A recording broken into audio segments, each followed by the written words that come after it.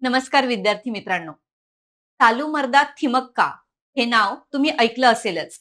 एक साधी शिक्षण नसलेली महिला तिने 8,000 पेक्षा अधिक झाडं लावून निसर्गाप्रती आपलं कर्तव्य पूर्ण केलं. ती 8,000 वृक्षांची आई झाली आणि म्हणूनच वृक्षमाता म्हणून त्यांना ओळखलं जात होतं. कर्नाटकातील एका छोट्याशा गावातून आलेल्या थिमक्का यांचं 14 नोव्हेंबर 2025 ला वयाच्या 114व्या वर्षी निधन झालं.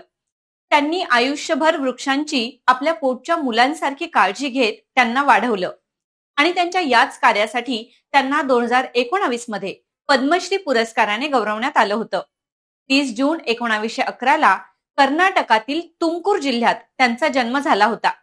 दक्षिण बेंगळुरू मधील रामनगर जिल्ह्यात हुलिकल आणि कुडूर दरम्यानच्या 4.5 किलोमीटरच्या पट्ट्यात त्यांनी 385 वडाची झाडं लावली होती आणि त्यामुळेच त्यांना सालूमर्दा हे नाव मिळालं होतं. सालूमर्दा या कन्नड शब्दाचा अर्थ होतो झाडांची रांग.